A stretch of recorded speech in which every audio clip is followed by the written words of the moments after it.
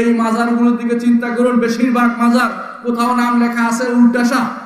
আমি দেখেছি উল্টাশা না, উল্টাশা না, বিশ্বাস করেন উল্টাশা না। এটা আপনি এখনো গেলে পাবেন আমাদের টঙ্গীতে উল্টাশার মাজার। এর পিছনে চিল খাওয়া মাজার। ঢাকা মেডিকেলের পূর্ব পাশে ডালসার মাজার। এটা নাম ধরে ধরে বলছে, দেখুন আপনারা সারা বাংলাদেশের জায়গায় জায়গায় তার যে আকিদা নিয়ে বসে আছে, ওরা নাম কেউ আসতে মুসলিম, এদের ইসলামের কোন নাম ঠিকানা এদের মধ্যে নেই। সেখানে আজ আমাদের দরকার সেই মুহাম্মদ রাসূলুল্লাহ সাল্লাল্লাহু আলাইহি ওয়াসাল্লাম যেভাবে দাওয়াত নিয়ে এসেছেন, সেই দাওয়াত নিয়ে আমাদের শরীক হওয়া। আব্দুল্লাহ ইবনে আব্বাস রাদিয়াল্লাহু থেকে বর্ণিত, তিনি বলেন এরা 5 জন ছিল নূহ আলাইহিস সালামের কওমের আল্লাহর ওলি, নেককার মানুষ। এরা কয়েকদিন পরে মারা যাওয়ার পরে শয়তান তাদেরকে বলল যে এরা যদি কোনো তোমাদের ইবাদতখানার পিছনে থাকে তাহলে তোমার বেশি বেশি করে ইবাদত কথা তোমাদের স্মরণ হবে আর তোমরা বেশি বেশি ইবাদত করবে। তখন সবাই মিলে ছবি লাগিয়ে দিল পিছনে। কিছুদিন পরে ধীরে ধীরে সামনে নিয়ে আসা হলো যে পিছনে তো দেখা যায় না, অপমান করা হচ্ছে, শয়তানি ওয়াসওয়াসা, অপমান করা হচ্ছে, সামনে নিয়ে আসো। তখন সামনে নিয়ে আসা হলো। কিছুদিন পর মনে করলো যে এদেরই ইবাদত করা হতো, এদেরই ইবাদত করা শুরু করে দিল।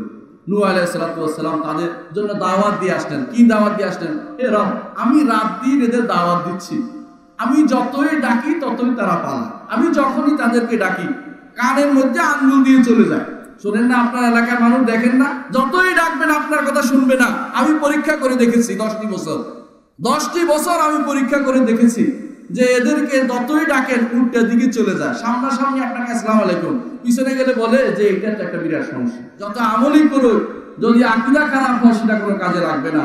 চিন্তা করে দেখুন, আমি আমার একজনকে দেখেছি, কাছের মানুষ, তিনি সারা রাত ধরে ইবাদত করতেন।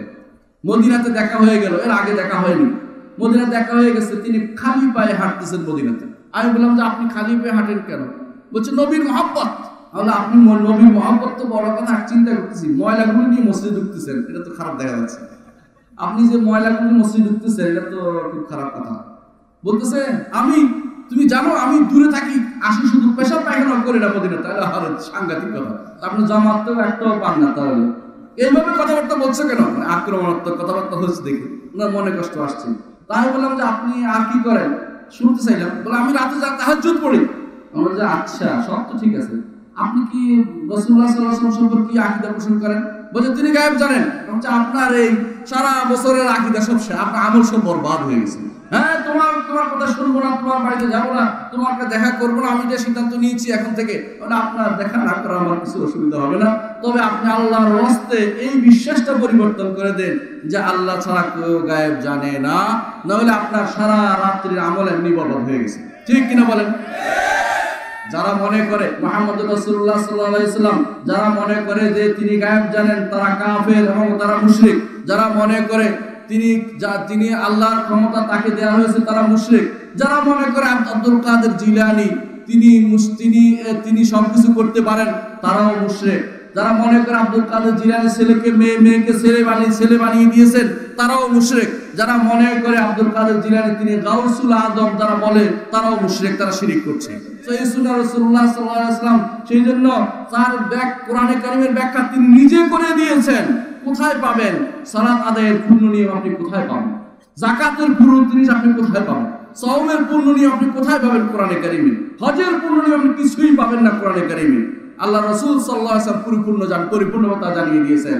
সুতরাং যারা সহিহ সুন্নাহর বিরোধিতা করে, বিভিন্নভাবে ভিন্ন ভিন্ন নাম বলে, সহিহ সুন্নাহর নাম দেখে তাদের গায়ে আগুন জ্বলে, মনে করেন তারা ভুল আকীদা, ভ্রান্ত আকীদা বিশ্বাসী। সহিহ আকীদায় বিশ্বাসী হলে আপনার পুরো জীবন সফল হবে, আর সহিহ আকীদায় বিশ্বাসী না হলে আপনার পুরো জীবন বিফল যাবে। এই জন্য একজন মানুষের সবচেয়ে, আমি যা শুরু করেছিলাম সেটা দিয়ে শেষ করতে চাই, সেটা হচ্ছে একজন মানুষের সবচেয়ে বড় পাওনা হচ্ছে সহিহ আকীদা। সহিহ আকীদা যদি পায় তার সারা জীবন সফল, আর সহিহ আকীদা না পেলে সারা জীবন সে বিফল হয়ে যাবে। একজন মানুষ যখন সহিহ আকীদা বিশ্বাসী হবে, তার মানহাজ শুদ্ধ হয়ে যাবে, তার আমল শুদ্ধ হয়ে যাবে, তার সুন্নতের উপর আমল পাবন্দি তৈরি হবে। প্রমাণ হবে যে সহিহ আকীদা বিশ্বাসী, যখন তার সুন্নতের মধ্যে তার প্রমাণ পাওয়া যায়, সুন্নতের মধ্যে তার প্রমাণ হয়ে যাবে আসলে লোকটা সহিহ আকীদার কিনা, সুন্নত দ্বারা প্রমাণিত হবে।